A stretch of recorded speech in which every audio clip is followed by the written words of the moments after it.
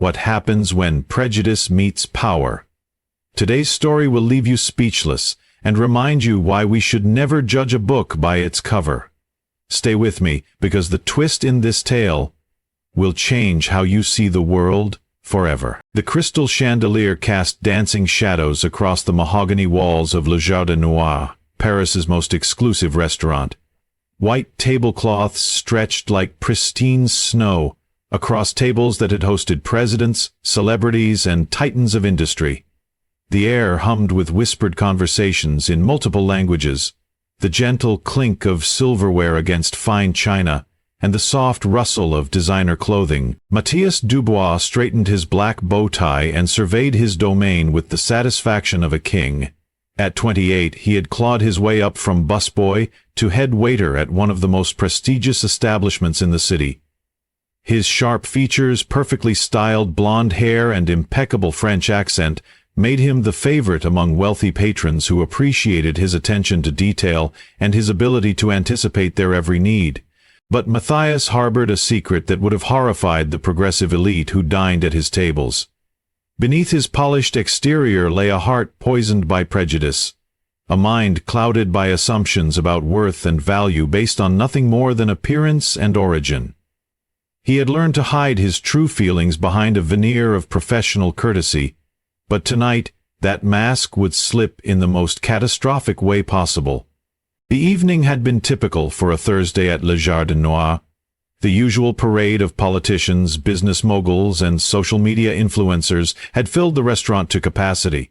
Matthias had been in his element, gliding between tables with practiced grace, his smile never wavering as he accumulated generous tips and whispered compliments about his service. Little did he know that his world was about to be turned upside down by a woman whose quiet dignity would expose the ugliness he thought he had so carefully concealed. Kesi Okafor stepped out of the black sedan and onto the cobblestone street, her heels clicking softly against the ancient stones. At 42, she possessed the kind of quiet elegance that drew attention without demanding it. Her dark skin glowed with an inner radiance, and her natural hair was styled in an intricate pattern that spoke of both pride and artistry. She wore a simple but exquisitely tailored navy dress that whispered of understated luxury rather than screaming for attention. Most people walking past would see an attractive African woman, perhaps a tourist or someone meeting friends for dinner. They couldn't see the 3 degrees from Oxford hanging in her London office, or the collection of James Beard Awards gathering dust on her bookshelf. They wouldn't know that her reviews could make or break restaurants across 3 continents, or that her inspection reports were considered the gold standard in the culinary world. Kesi Okafor was one of the most respected food critics and restaurant inspectors in Europe, a woman whose word carried more weight than most people could imagine. She had built her reputation on fairness, thoroughness, and an uncanny ability to see past facade to the heart of what made dining establishments truly great or fundamentally flawed. Tonight she was in Paris on business, conducting what the industry called a ghost inspection, an unannounced visit that would determine whether Le Jardin Noir deserved to maintain its coveted 3-star rating. The restaurant's management had no idea she was coming, which was exactly how she preferred it. Only in moments of unknowing authenticity could she witness the true character of an establishment. As she approached the imposing entrance of Le Jardin Noir, Kesi felt the familiar flutter of anticipation. Each inspection was like peeling back the layers of an onion, revealing truths that careful marketing and public relations could never obscure.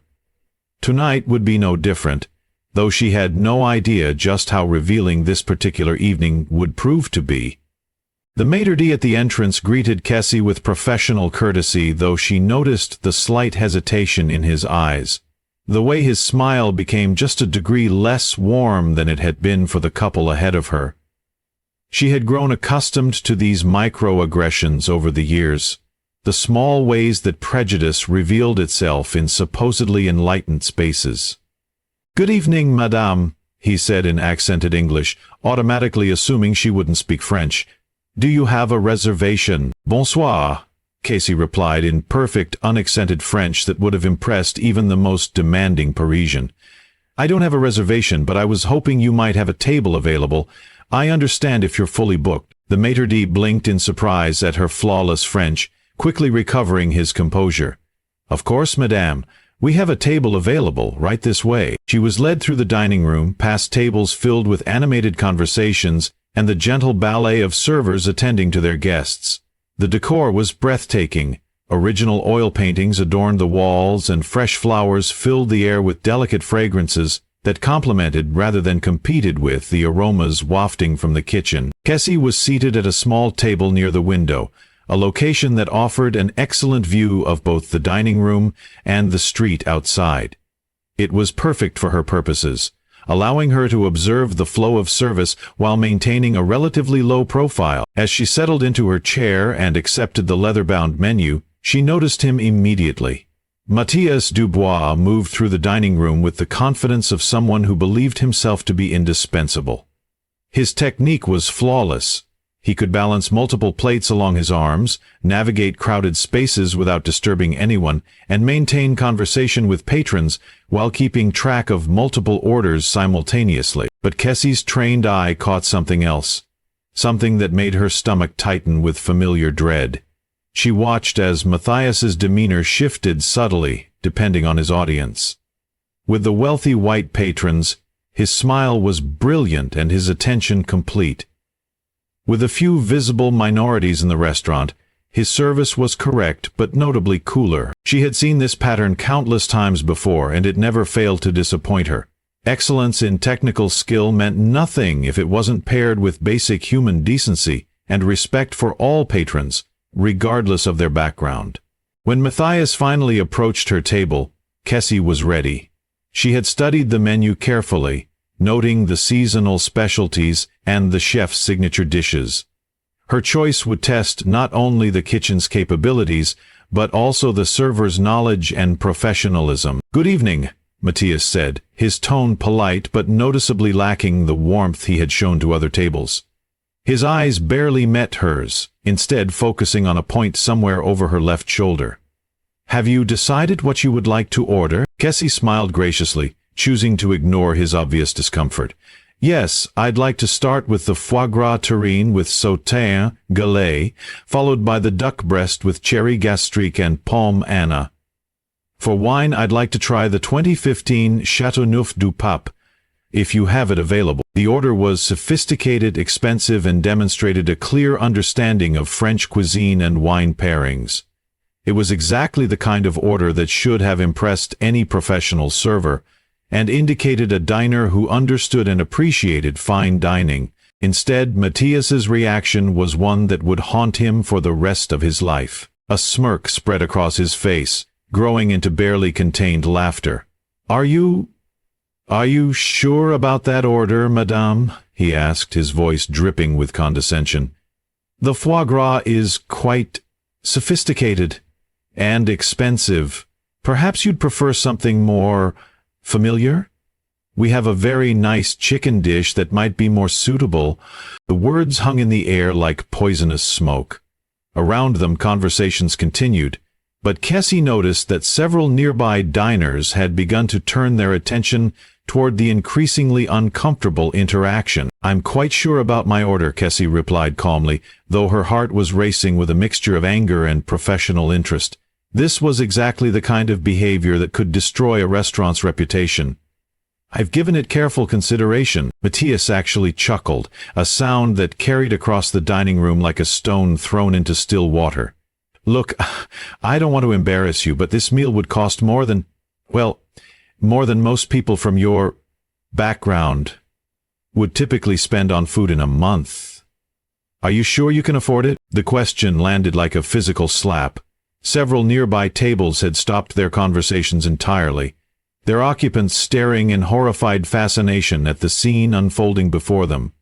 The soft background music seemed to grow louder in the sudden silence, highlighting the magnitude of what had just occurred. Kesi felt the familiar burn of humiliation rise in her chest, the same feeling she had experienced countless times throughout her career, when people made assumptions about her capabilities, her intelligence, or her worth based solely on the color of her skin.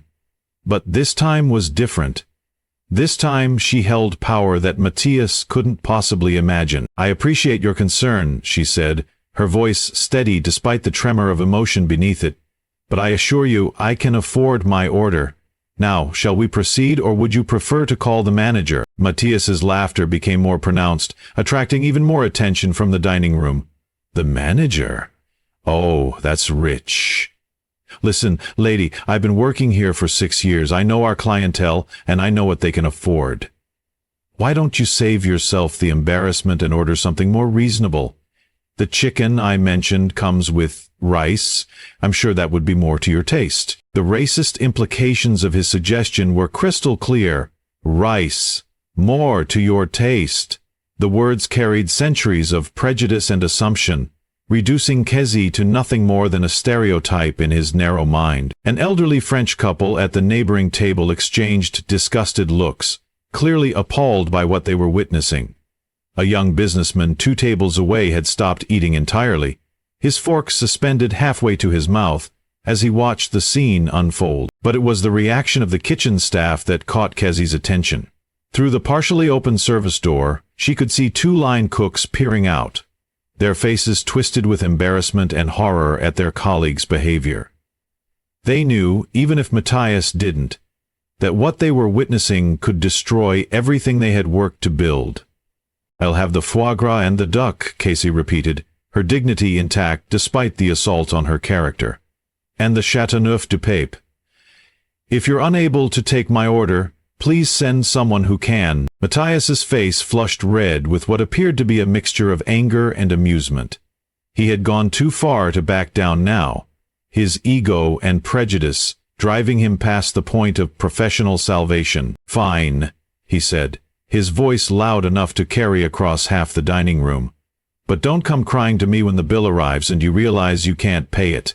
I suppose we'll just have to call the police when you try to wash dishes to cover your tab." The gasp that rose from the surrounding tables was audible. The elderly French couple stood up, the husband pulling out his phone to record what was happening. The businessman had abandoned his meal entirely, his face pale with shock at what he was witnessing. General Ebit. From the kitchen, the executive chef himself appeared, drawn by the commotion. Chef Laurent Beaumont was a legend in Parisian culinary circles, a man whose reputation had been built on not just exceptional cuisine, but also on treating every guest with dignity and respect. His face darkened as he took in the scene before him, but before he could intervene, Kesi reached into her purse and withdrew a small leather folder. Her movements were calm and deliberate, like a surgeon preparing for a delicate operation. "Matthias," she said, using his name for the first time, which caused him to freeze. "Before you place my order, I think there's something you should see." She opened the folder and placed it on the table, revealing her credentials, the prestigious logos, the official seals, the photograph that matched the woman sitting before him. Inspector Kesi Okafor, European Culinary Institute. Senior Restaurant Critic, International Gastronomy Association. Food and beverage consultant to the Michelin Guide. The color drained from Matthias's face, as if someone had opened a valve. His hands began to shake as the full magnitude of his mistake crashed over him like a tsunami. This wasn't just any customer he had insulted and humiliated. This was one of the most powerful people in the European restaurant industry, a woman whose single review could close restaurants or catapult them to international fame. The silence that followed was deafening. It was as if the entire restaurant had drawn a collective breath and forgotten to exhale. Even the background music seemed to have stopped, though that might have been a trick of the moment. Matthias stared at the credentials, his mind unable to process what he was seeing. The professional headshot looked back at him, the same intelligent eyes, the same serene expression, the same woman he had just spent 10 minutes insulting and belittling. I, he stammered, his voice barely a whisper. All his practiced eloquence, his professional polish, his carefully cultivated charm, everything that had made him successful at Le Jardin Noir, evaporated in an instant. Chef Beaumont had approached the table, his face a mask of professional calm that barely concealed his panic. He had recognized Kesi's name immediately. Her last review had closed a restaurant in London permanently. Her praise had earned establishments Michelin stars. And now she was sitting in his dining room, having been subjected to the most appalling display of racism and unprofessionalism he had ever witnessed. A display so perverted, she claimed to have later hit him. "Madame Okafor," Chef Beaumont said, his voice tight with controlled emotion. "I am Laurent Beaumont, executive chef and owner of Le Jardin Noir. I offer my most sincere apologies for what you have experienced this evening. This behavior is absolutely unacceptable and does not represent the values of our establishment." Kesi looked up at the chef, then back at Matthias, who appeared to be having some sort of breakdown. His face had gone from pale to gray, and small beads of sweat had appeared on his forehead. "Chef Beaumont," she replied, her voice carrying the authority of someone accustomed to being listened to. "I appreciate your apology. However, I think we need to discuss what just happened here, not just for my sake, but for the sake of every person of color who might walk through your doors in the future." The words carried weight that seemed to settle over the restaurant like a heavy blanket. Other diners were openly staring now, their meals forgotten, as they witnessed what would undoubtedly become the most talked-about incident in Le Jardin Noir's history. Matthias finally found his voice, though it came out as a broken whisper. I didn't know. I thought... I'm so sorry. I never meant..." "But you did mean it," Kesi interrupted, her voice gentle but firm. "Every word you spoke, every assumption you made, every moment of disrespect, you meant all of it. The only thing you didn't mean to do was get caught." As word spread through the restaurant about who Kesi really was, the atmosphere shifted dramatically. Servers who had been watching the confrontation with growing horror suddenly found themselves examining their own behavior, wondering what she had observed, what notes she might be taking, what consequences might follow. The maître d' who had seated her appeared at Chef Beaumont's shoulder, his face ashen, as he realized that his own subtle prejudice at the door had likely been noted and catalogued. The sommelier emerged from the wine cellar, drawn by the commotion, only to freeze when he saw the inspector's credentials displayed on the table. But it was Matthias who bore the full weight of the moment. 6 years of building his reputation, 6 years of cultivating relationships with wealthy patrons, 6 years of climbing the ladder at one of Paris's most prestigious restaurants, all of it was crumbling around him, because he couldn't see past the color of a woman's skin. "Please," he whispered, tears beginning to form in his eyes. "Please, I have a family. I have children. This job, it's everything to me. I know what I did was wrong, but please, don't destroy my life over one mistake." Kesi studied him for a long moment, her expression unreadable. Around them, the restaurant had fallen into an uncomfortable hush, with even the kitchen sounds seeming muted, as everyone waited to see how this confrontation would resolve. "Don't mistake?" she asked quietly. "Matthias, this wasn't one mistake. This was a pattern of behavior, a fundamental failure to see other human beings as worthy of basic respect and dignity. How many other people have you treated this way? How many other diners have left this restaurant feeling humiliated and unwelcome because of your prejudices?" The questions hung in the air unanswered, because they both knew the truth. This hadn't been an isolated incident, but rather a glimpse into a mindset that had likely affected countless interactions over the years. Chef Beaumont stepped forward, his decision made. "Matthias, please remove your uniform and collect your personal belongings. Your employment here is terminated immediately." The words seemed to break something inside Matthias.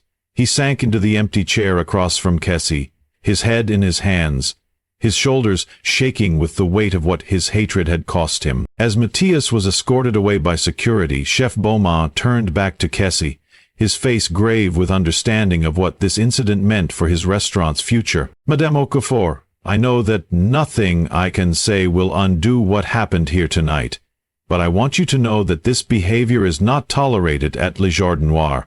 We pride ourselves on welcoming all guests with equal respect and dignity. Kesi looked around the dining room, noting how the other staff members were watching nervously, how the patrons were still stealing glances in her direction, how the entire evening had been transformed by one man's prejudice.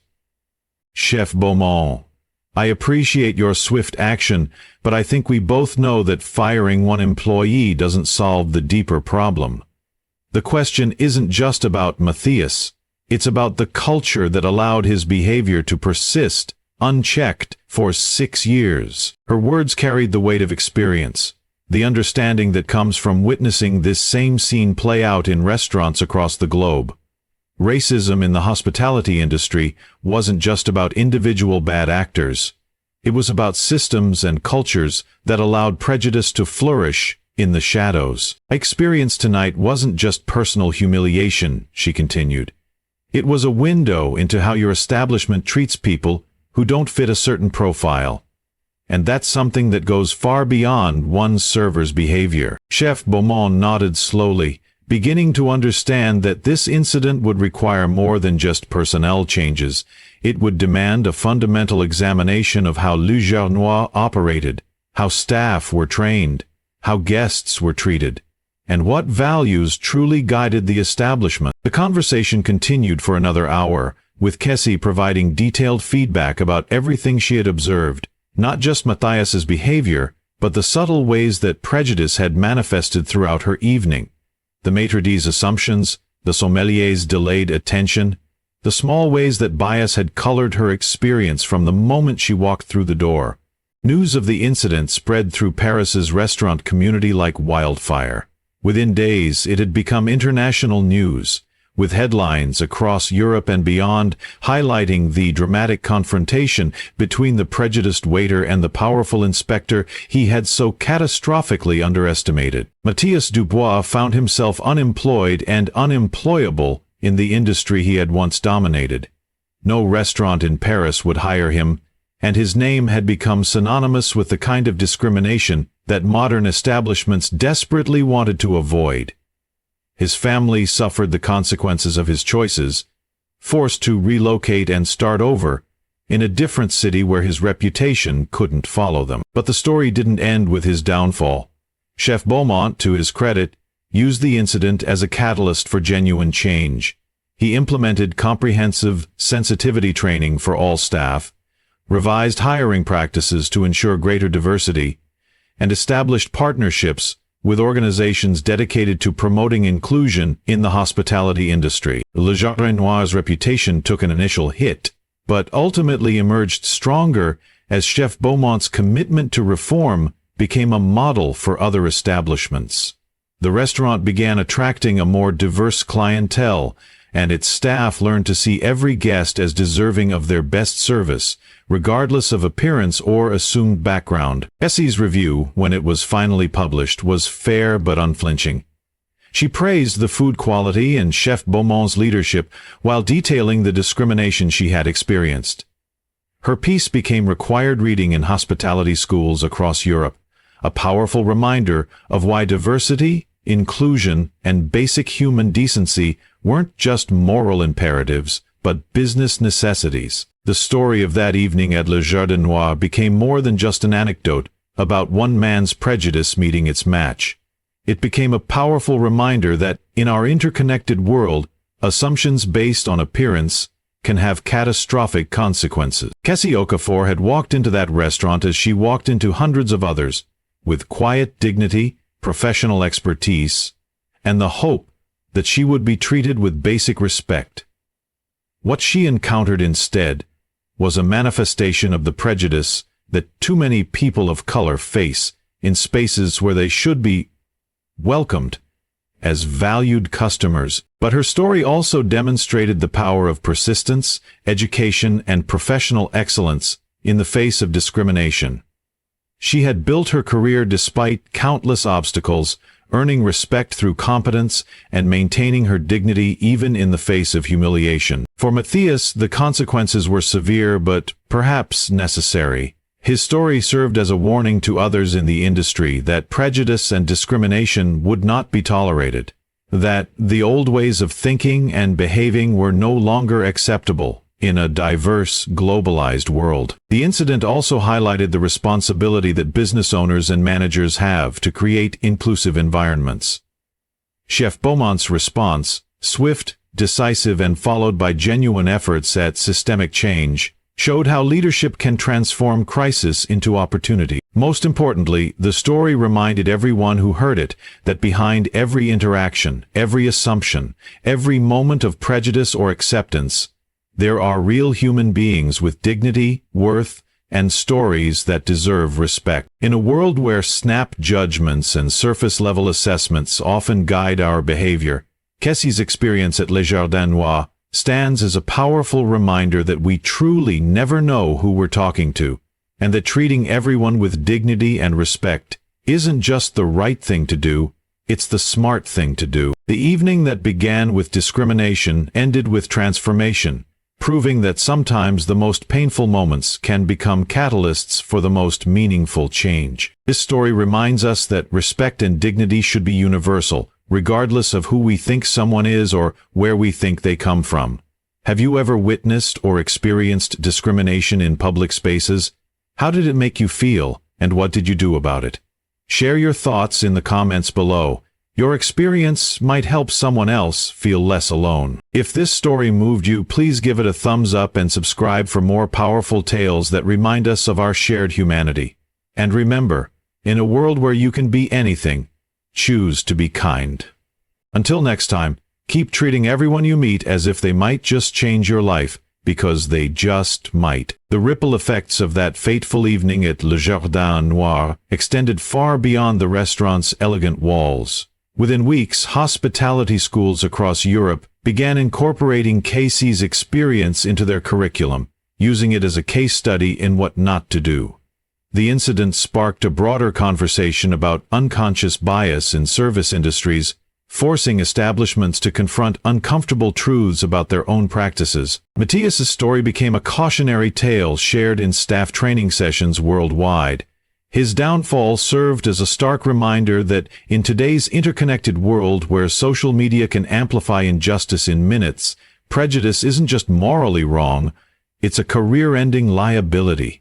The young man who once took pride in his professional reputation learned the hardest way possible that character matters more than charm. But perhaps the most profound impact was on the countless service workers who heard this story and recognized something of themselves in it. Many began examining their own biases, questioning the subtle ways they might have treated customers differently based on assumptions. The story forced an entire industry to look in the mirror and ask, how many talented, successful, powerful people have we underestimated, simply because they didn't look like what we expected success to look like? Kesi's quiet dignity in the face of humiliation became a masterclass in grace under pressure, inspiring others to maintain their composure while demanding the respect they deserved.